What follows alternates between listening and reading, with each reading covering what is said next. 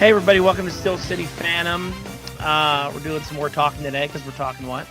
Talking anime. We are currently, Justin and I are even with episodes. Not quite. A couple, but you're there. I mean, we're there. Yeah. We're now in the process where we're in Wano, dubbed Wano, and we are just going by every 12 episodes. Yes.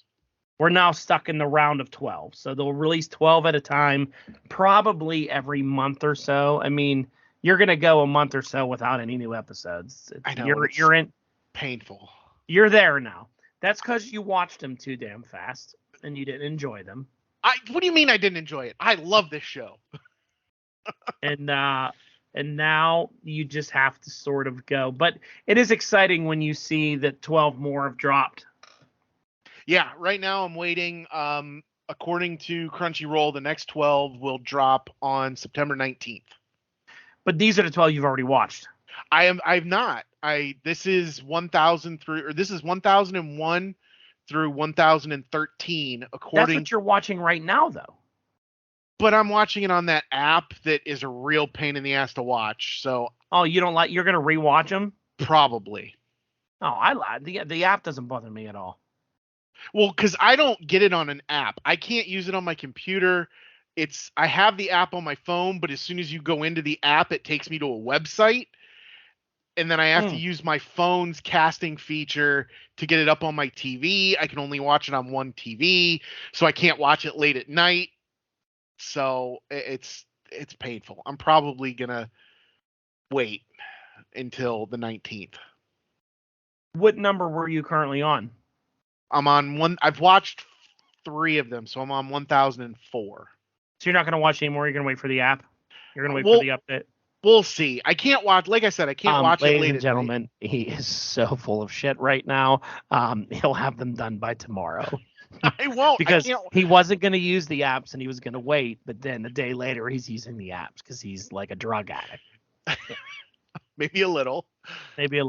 So this special episode, which we were going to talk about today, is we are going to do a breakdown of the beginning of Wano up to 1000, and then we'll probably do the next part up to, I don't know, whenever we catch up, we'll do maybe up like the next group up till 20, or so. It depends where we're at, but we'll get Wano up to 1000, and then we'll kind of just go from there, whatever is out. We may do some other shows in between. He is watching Demon Slayer. Yep. So we'll see. Right, Alex? Right. So what I wanted to talk about first is one of the things I really enjoyed about Wano. Normally, I'm not the biggest fan of One Piece flashbacks. Like, I don't mind them, but sometimes they take me out when you're in the middle of an arc and we got to get a little bit of a flashback. But like, I really did like Ace and Sabo when they were young. So this one, it starts with an episode 960, where all of a sudden we have an episode called, was it 960? Yeah, I think so. That's the, or does it start with the Roger and Garp one? No, because then you go back to the opening of Act 3, I think. Yes. And then you come back to Wano to the flashback again. So it was weird. What I liked is you get a 15 episode arc about Kozuki Oden. Now, I at first was sort of like, I'm going to pay a little bit of attention to this, but I was doing other stuff. I actually, after about 2 episodes, stopped and went back and started it over because I wasn't like giving it my full attention because I thought like, it's just One Piece doing One Piece stuff sometimes, but I totally fell in love with this character. Oh, yeah. I love Kozuki Oden. Like, I thought this story, for a character to be as important as he is, and you just hear about him now, like you heard about him in Zoe a little bit when you start meeting. Let's go back a minute. It's really weird that when you're in Punk Hazard and you meet Kinemon, and you're like, okay, Kinemon's a samurai from Wano. Okay, we both know because we're living in the future that like Wano was currently happening while we were watching Punk Hazard. We knew what Wano was because we're just catching up. So we heard the name, we're like, ooh, Wano, oh, that's interesting, Kinemon, and then you meet Momonosuke, and I just think it's one of the most impressive stories of like how important all these characters are and what they grow into and become. Kinemon, Kanjuro, Raizo, like the way they are all, excuse me, built out and then connected, and then their story. So I just found it so amazing, like the way these characters were progressing along. And then when they finally get to this and you hear where they come from and who their leader was and why they are like they are, like he's just such an interesting character to me. And the similarities between him and Luffy are what I think is amazing writing. Oh, yeah. And amazing planning. So you meet this guy, Kozuki Oden, who he's about, I think it's like 60, 70 years from present time. I may get that messed up, but it's somewhere around there. Hold on 1 second real quick. So you talk about going in the past and how we, at the time we were watching this, we knew about Wano because it was current. Yes. Kinemon was introduced in January of 2013. Yeah, he's been around a long time. These Odin episodes were in 2021. Yeah. Yeah, it's crazy. So, you learn about Kozuki Oden's father, who's like the shogun of Wano, Daimo, or whatever they say. There's a couple different titles that they hold. And they do it very quickly. Like it's hard to go in order of the episodes. We'll just go and kind of like chronologically how it goes. But they introduce this guy who, from the minute he was young, he was just a total lunatic. Yes. Like his dad was very serious. He wanted him to grow up and be, a respected individual. And I mean, I don't remember everything in here, but there's just sort of things in here like when Odin was 2 years old, he caught 2 rabbits with his bare hands. When he was 4, he obliterated a bear by hurling a boulder at it. At age 6, he started roaming the red light district and spent the castle's money at the pleasure halls.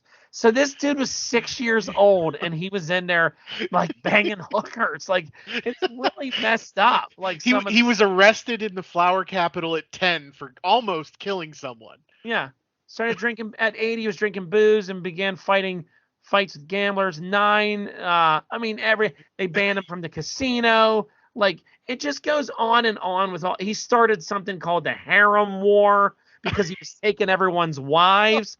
Like he's just pure passion and craziness. And then he starts this thing where he's just like, I want to leave Wano. This island, I feel like I'm choking here. Yeah. I can't survive here. I can't live here. So like 30 or 40 times he tries to escape and all different things happen to him. He can't ever leave. Brings you up to, and it's just crazy that like, his father's like, you're not worthy of this because you're just a maniac.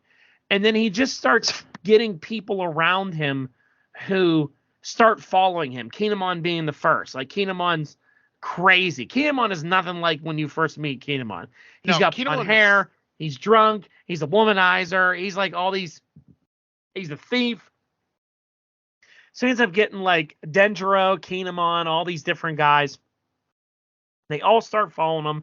They all start becoming like his disciples, even though he doesn't want it. I mean, There's even a scene where he's meeting like people and he's like, I don't want you to follow me. Like, leave me alone. Like, what are you doing? Like, I don't need you. Get out of here, And he just starts kind of like gaining this following of people that know like something is special like about this guy. Yeah. and they become his his retainers, I think they call him. His retainers, yes. Right. So he's very popular in a flower capital of Wano. He's not the leader yet. I mean, he even comes across from Zoe, Dogstorm, Cat Viper. Well, yeah, they wash up on the shore as children, and some local people think that they're like evil monsters. Or something, monsters, yeah. That they try and burn him at the stake, and he rescues them. Right. So it tells all the story of Orochi also, who's like, Odin protected him. Odin looked out for him because he's a pathetic little shit. And he actually worms his way through. We'll get in more of that, I guess. Well, it's kind of part of this. Through the use of some people with devil fruit powers, an old lady that has the Bon Clay's power, tricking the Shogun into trusting this guy. He worms his way all the way in till he's like going to be Shogun of Wano. Yes, it's supposed to be temporary. Interim Shogun because till Odin is gone. Yeah. So then it leads into this guy. The Whitebeard pirates crash on Wano. And I mean, this scene is hilarious that like he meets Whitebeard, they have their like interaction, and then like Whitebeard's like, you can't join my crew, and they go to leave, and Odin just dives out and is being like pulled along by chain, some kind of chain that's in the water, and he pulls them for what, 3 fucking days? Or 2 days, 23 hours and 59 minutes. He lets go at the very last minute. Right. And he only lets go. And he's this crazy asshole is just being like pulled along. And the only reason he does is because he comes across his wife, Toki, who she's interesting because she's from the past. Yes. Her devil fruit power allows her to skip either people through time or herself through time. And she's been skipping through time, I guess, looking for. She has a story. There's a lot here to unpack, but she's looking for like, when will Wano change? When will things be better? Yeah. She, of course, is being attacked by someone, and Odin just lets go to go save her because all he hears is a woman screaming. Right, and he's waterlogged and filled with seawater and swelled up and gross looking. But then he never let go. And then right in that moment, Whitebeard's like, all right, this guy's crazy, but he's going to have to join my crew. And the thing I like about their relationship is, Whitebeard called everybody his son, and they all called him Pops. But he called Odin his brother. His brother, yep. And they do all sorts of exploring. One of the Kozuki 9, or the 9 red scarbirds, or whatever they call them. The one Izu ends up going with Odin. Yes. So Izu is Kikunjiro. Is that who she is? Kikunojo something. I think that's his sister. Yeah. Kiku. We'll go with Kiku. So Izu goes with Odin because they're like, you got to go keep an eye on him. Yeah. And Izu ends up becoming a member of the Whitebeard Pirates. But the story's great. It's his adventures with Whitebeard. They eventually come across Roger. He has his family, he has Momonosuke, he has his Momonosuke sister, and he really builds quite a life for himself as a Whitebeard pirate. Yeah. All Which the is just hilarious that he's got a wife and 2 kids on the Whitebeard pirate ship. Yeah. Yeah. But he's just so, I don't know, like he to me is, like I said, he's so Luffy in the fact that like he's so goofy at times, but then he's a total badass. Yeah. I love when he first meets Roger. Oh, that scene when Roger does what's it called? Divine. I forget the name of it. It's his finishing move. He basically one shots him. Who and Odin had been taking down like some of the most powerful people that he'd come across, fought Whitebeard to kind of a draw. And yeah, the first thing he meets with Roger and he gets one-shotted. Yeah. It's so funny. Like, it just shows you the different power levels there. But he goes on a great adventure with Roger then. He ends up joining Roger's crew because Roger's intrigued by him. Yes. And Well, he's because he can read and write the poneglyphs. Yeah, he can read poneglyphs, the red poneglyphs, and he's basically a huge part of why Roger finds the One Piece. Yes. And I love the journey when they show him on where, like, he goes to a sky island. He meets Frankie. Yeah. Then when they end up cutting Flam at the time or whatever. Yeah, because their ship got damaged, and so they end up on Water 7. Yeah. And Frankie's like a kid. He meets him. He talks with him. So, yeah, I mean, Frankie hasn't put that together yet, that he met this guy once before. They haven't talked about it, no. Yeah. But I love all that. When he walks up to Frankie and he's like, Odin wears the shortest kimono I've ever seen in my entire life. And the highest high heels. And he walks up to Frankie and he's just like, just briefs today, huh, son? That's a provocative look. Yeah. It's great. I love that journey. I loved everybody that he ran into, everything that he did. And then his wife gets sick, so like he drops them off in Wano. Yes. And continues on the journey to finding Laugh-Tale. They don't show you what it is, but obviously he's one of the only people that has seen the One Piece. Yep. Saw Roger's treasure. Witnessed it all, and then decided it's time to go back, because they really get into the whole aspect of that Roger's sick. Yeah. And he knows his time's coming to an end, so he wants to go spend like 1 year, which we know he goes and falls in love with somebody and has Ace. So that was a nice send-off for him. And then when he arrives, that's when he decides, it's time to become Shogun again. And then they get into the second part of this arc, which is then his sort of confrontation with Orochi. Yes. Because Orochi at this time has Kaido. Because Kaido is his basically he's strong arming people, and Orochi's a puppet. I mean, yeah. Everyone knows that. It is weird when all of a sudden he has to start dancing in the town square. Yeah, I wish it made sense when they explained it. I wish they would have explained it a little earlier. Well, like everything that Odin does, like even when they're showing Odin in the beginning, they're burning a guy's bones, and like Odin's making Odin on top of the funeral pyre. Yeah. And like everyone's like, what an asshole. And then really he's like, well, this was my friend. I wanted to make Odin for him one last time. Yeah, I wanted to have a meal with my friend one last time. We shared Odin together. I gave him some. Then he poured the Odin on and put the fire out. But they were like, oh, my God, he's disrespected. But, like, he's not. He's Luffy. Yeah, he's insane. He does those things. So, yeah, long story short, they go through a lot here. Him discovering everything that's really going on here. Him embarrassing himself to protect the people of Wano, everything he does to protect the people of Wano.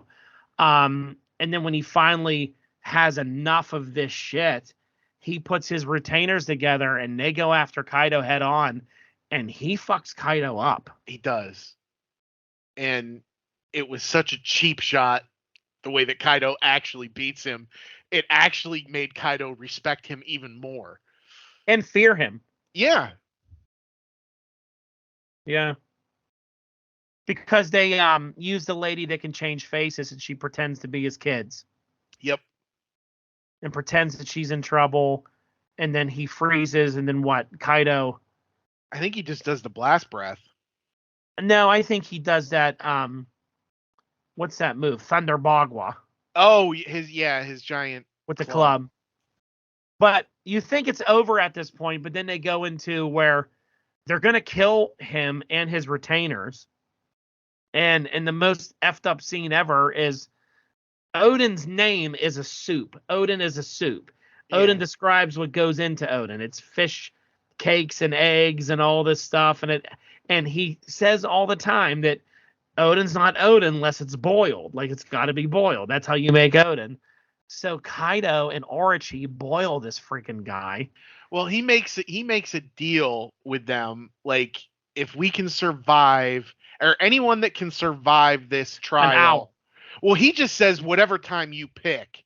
Yeah. And Kaido says, all right, we'll do an hour.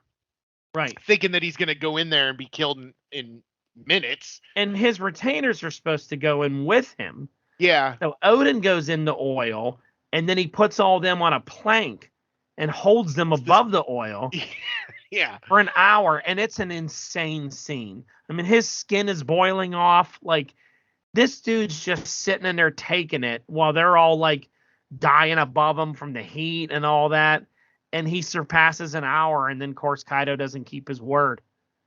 Yeah. He kills him. So he throws them all to safety, tells them to run and not look back, open up the land of Wano, and they painfully, I mean, they fucking love this guy. Like, Yeah. he is everything to them, and they are crying their eyes out, running away from him, and then Kaido shoots him in the head while he's singing Odin Wouldn't Be Odin, and the crowd finishes it.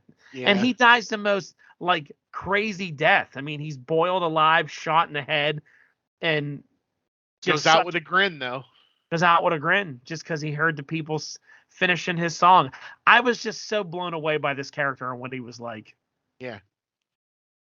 And his Fantastic legacy character. is what is driving the whole arc of that, about his son gonna, so a little bit happens here then where some of the retainers, some go their own way.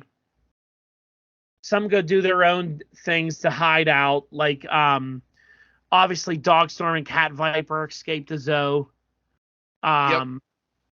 But Kinemon, Conjuro, and Raizo all escaped to the future. With Momo. And not the sister, which I didn't understand why the sister didn't go. So his Toki was worried. She didn't want, no matter what happened, she didn't want the bloodline to die. So she sent Momo into the future, but kept Hiroi. It's an Hyro. I can't remember. Yeah, he Rory. She keeps the daughter there so that she will be alive if something happens to Momo, and if something happens to her, Momo will be alive. It's basically the royal separation thing that the British do to keep the bloodline alive in case something were to happen to those that are in line for the throne. Right. And then the rest of them sort of separate. Ashura, he kind of like goes off to be like a mountain warlord kind of dude. Yeah. Kamawatsu or whatever, the little turtle dude, he gets imprisoned. Well, first he helps the girl. He raises her for a while, but in doing so, he's like sacrificing himself. So she ends up running away from him because she feels bad that he's like not eating and giving her all the food. So she runs away. Right. And then he kind of goes on a bender and gets captured. And then, which I thought was a really good one, was Denjiro. Yeah, Denjiro was great. Because he completely makes a new, life for himself. Well, he, his face changes. He changes his hair. Hair. He calls himself Kiroshiro. Yes. And he's, working for Orochi. He finds the daughter, takes her in, reveals who he is, and then the two of them work undercover for a while. It's really good stuff. Yeah. Yeah, that story was shocking. When I saw that, I was like, "Oh my god!" Yeah. Yeah, it's really good. Izo, he goes off with the Whitebeard Pirates. He doesn't really age, that dude. No, he looks fantastic when he comes back 20 years later. What does Kiku do? She's there living it. Yeah, she's just kind of there as a villager she just kind of lives there undercover. Yeah. But yeah, it's really sad story the way it ends. But I mean, like I said, I so enjoyed it. Like, I thought it was really good as far as like the history of Wano and everything that they talk about there. I thought it was really well done. Really made you sort of respect like who he is and everything that he is. It was just really, really, really good. Yeah. Yeah, this was a great arc. It made me want, like, again, we both talked, we're not big on like flashbacks or prequels. It made me want a prequel of like Roger in his prime. Yeah, I mean, I thought this was the most Roger you ever got. Yeah. Where you got flashbacks before, but these were whole episodes seeing what Roger was like. I would love to see what Roger was like when him and Rayleigh first took off. Yeah. And he asked Rayleigh to follow him and come with me. Let's go on a journey together. And, how they got so powerful, who trained them, what did they do, how did they get to that level they were at, all that stuff I would love to see. Yeah. And see how he got the rest of his crew, where they came from, how Shanks and Buggy got there. Well, and that's the other thing is you find out why Shanks and Buggy weren't on the ship when they made it to Laugh Tale. That makes more sense now. Yeah. Of why Shanks, as powerful as he is, has never been to Laugh Tale. And you're like, because I used to think to myself that like maybe Shanks might be a villain or there might be something there. I think this flashback kind of confirms that. I don't think that's what Shanks is. I don't think he's a villain deep down inside. Like you see in this that he was a kid and he was a good guy, even like a little shit like Buggy. Like he left going to Laugh Tale so he could take care of his friend. Yeah. And make sure he's okay. Like I think he knows more now than he's leading on, or maybe he's a part of something, but I don't think he's going to be the villain of the story. No, I certainly hope not. Oh God, I don't think so. I think there's just a lot of knowledge there. But yeah, it's cool seeing them. You got to see young Marshall Teach. Yep. Who was an asshole from the beginning. Who scratched Shanks' eye. That's another fight I want to see. Yeah. Where Shanks got his scars. Mm-hmm. Yeah.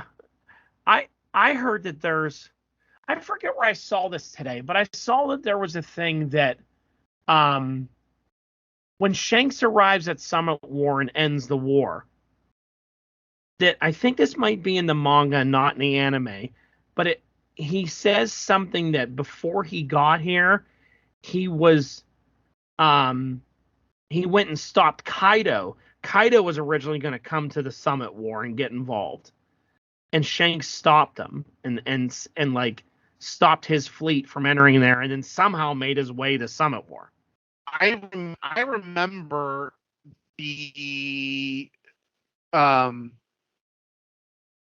Goku mentioning, or somebody, they were it was like a meeting of them. I think it was even before Luffy arrived, and they were saying that the Redhaired Pirates were just spotted in Kaido's territory. Like it was mentioned in the anime, but there was nothing shown. So how the hell they got all the way over to there, I have no idea. Yeah. Shanks being Shanks. Pretty much. So yeah, it was good. It was a good piece of history. Really well done the way they tied everything together. Oda's so good with that stuff. Yeah. And I enjoyed it. I enjoyed it a lot. It was a nice little arc. And then you get back into Wano. And we will talk about Wano here. We'll do an episode all about where we're at. A lot happening in this stuff. Craziness. A lot happening. Wano's crazy. Craziness. Yeah. The whole Wano has a whole different vibe to it. Yes.